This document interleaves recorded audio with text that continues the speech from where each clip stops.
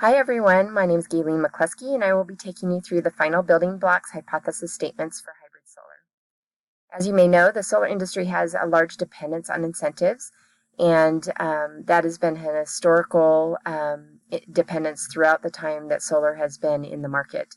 As those government-funded incentives decrease, we'll need to ensure that our technology advances also increase to drive down the price of solar so we have less dependence on incentives in the industry. This will be critical for us to be mindful of as incentives begin dropping next year, but it's a great time to get in while incentives are still high, and it will help fund us early on as we start our business. Technology improvements have historically helped with the reduction of price, as evidenced by the average drop in solar prices, 6 to 8% every year. And then the revenue important to us will be the commercial market, because they do have a higher revenue generation and than residential, although residential will be key for us to get off the ground. Our next building block is cost structure. And hybrid solar panels will be cost effective to produce and will generate a profit based on cost model. However, as mentioned before, technological advances will be key for us to cut costs of the solar panels. Startup costs are extremely high, and we plan to offset those costs by outsourcing installation, although we need to keep a close eye on the quality of installation to ensure that our consumers are receiving the quality they need. And then also we need to make sure that our partnerships are of high value. And this may drive up cost a little bit for our solar panels, but it will be a critical partnership moving forward to ensure that we've got partners that are in the industry long term rather than those that come and go in the industry. You can see here in the bottom slide the incentives that will be reduced over the next few years, although we have reason to believe that incentives will be funded continually beyond what this chart shows, just because of the importance of solar in our environment.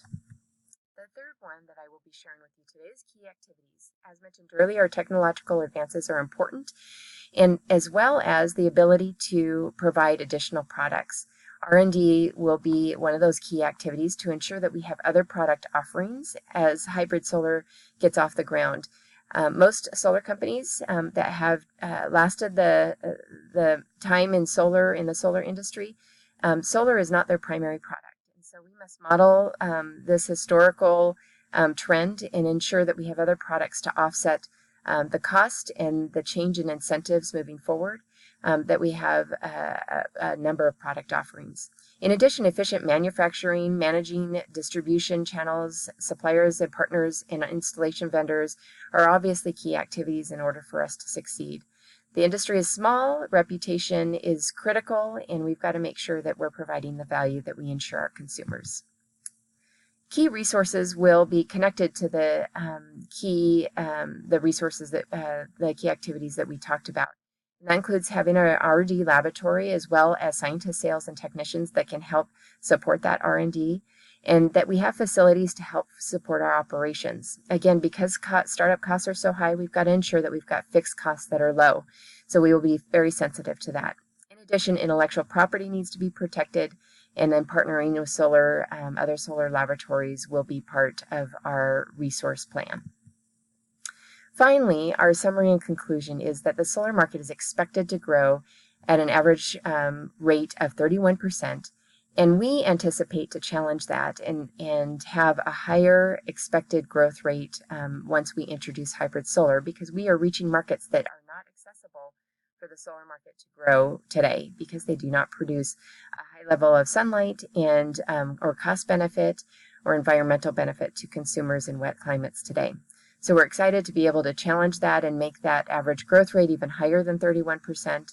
We got to be mindful of our startup costs that are extremely high and margins that are low. They're 8 to 10% in the industry, and therefore our partnerships and initial funding are critical to surviving the industry long term. As mentioned earlier, most solar companies have other products in their portfolio, and we plan to do the same through R&D investment. That'll be critical to our investment and to increase our product portfolio. Our pricing tactics must not be ignored. They are important as energy changes from market to market, the cost of energy, so we must be sensitive to those pricing tactics. And we must keep up on technology, because we'll have competitors right behind us. So as we stay viable in the market, our technology must continue to also be viable. We appreciate you watching this today, and we look forward to the future of hybrid solar.